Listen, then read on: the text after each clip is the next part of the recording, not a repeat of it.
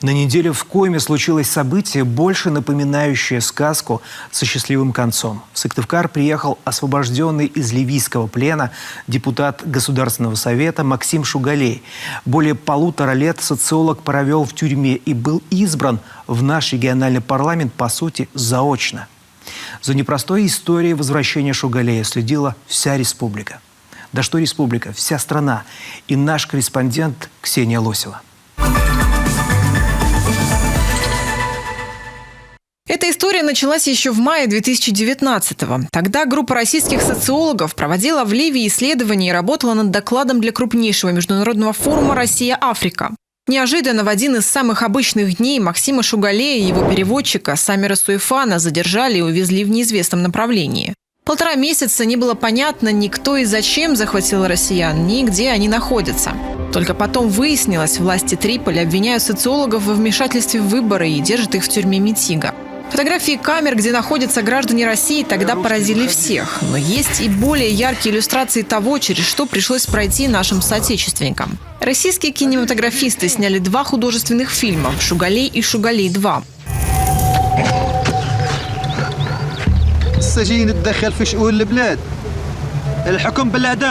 За нарушение внутреннего режима заключенных. В конце первой части фильма герой предпринимает попытку побега, но все неудачно.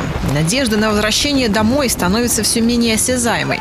Впрочем, за много километров от того места, где содержат уже реальных Максима и Самира, в их освобождении верят чуть ли не всей страной и разворачивают масштабную информационную кампанию. Флешмобы в соцсетях, пикеты на улицах. С призывом освободить пленников выступают многие российские общественники и политики. Активно работает МИД.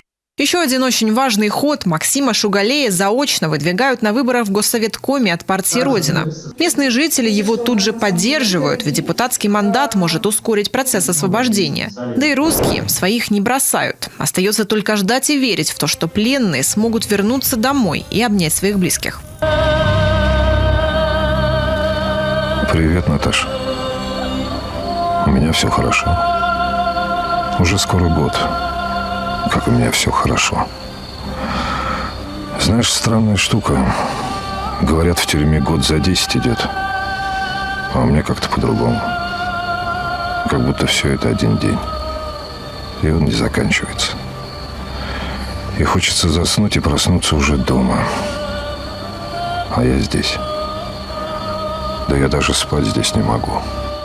Спустя несколько месяцев становится понятно, что у истории все-таки будет счастливый конец. 10 декабря представитель МИД Мария Захарова неожиданно прерывает брифинг с журналистами, чтобы сообщить радостную новость.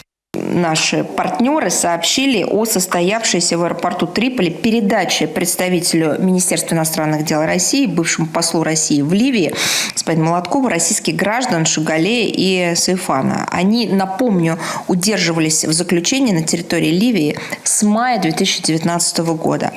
С российской стороны было выражено удовлетворение данным решением ливийских властей и высказана признательность всем тем, кто оказывал содействие освобождению российских граждан. Спустя 1,5 года Максим Шугалей и Самир Суйфан возвращаются домой. Уже в самолете им показывают те самые фильмы, которые тоже в той или иной мере ускорили их освобождение. Как признается Максим, еще в тюрьме он в какой-то момент почувствовал, что к нему поменялось отношение. Вместо русского его стали называть, как в кино, Шугалей. Его фамилия стала нарицательной и объединила всех тех, кого продолжают незаконно удерживать по ту сторону тюремной стены. 4000 человек.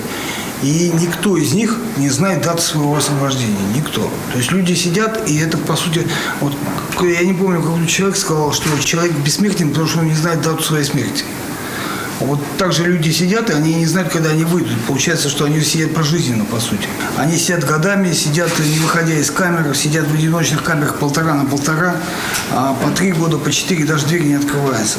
После прилета домой и трогательной встречи с родными, несмотря на усталость, он тут же отправляется в Коми. В первую очередь, чтобы лично поблагодарить жителей, которые отдали за него свои голоса. А еще, наконец, получает свое депутатское удостоверение. Такое впечатление, что я в раю, потому что больше, чем 1,5 года находился в условиях, абсолютно, да, я даже не хочу сейчас вспоминать, как на родину вернулся. Конечно, очень признателен всем жителям, кто за меня голосовал, кто вообще поддерживал. Я везде встречаю людей, которые, узнают, скажем так. За меня переживали. Я очень благодарен, конечно. И для меня это большие эмоции. Как сам тут же признается Максим, удостоверение депутата Госсовета Коми стало для него настоящим билетом домой. И пусть остальным депутатам 7-го созыва пришлось начать работу в новом составе без него, о проблемах республики он знает не понаслышке. Еще в 2016-м он проводил здесь социологические исследования. Коми оставлять он не собирается, наоборот, чувствует свою ответственность перед жителями, а потому надеется быть полезным и нужным. Правда, пока ему нужно восстановить здоровье, и свой мандат он передает Елене Ивановой, руководитель регионального ОНФ, идет вторым номером по спискам Родины.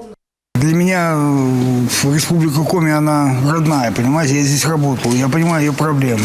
Уходить я отсюда не буду, то есть я буду работать вместе с Еленой Ивановой, буду работать в приемной, я буду сюда приезжать, в интернете будет возможность со мной связаться, я найду рычаги, если что, чтобы повлиять на ситуацию, если нужна будет моя помощь. И также буду участвовать в приеме жителей ежемесячно.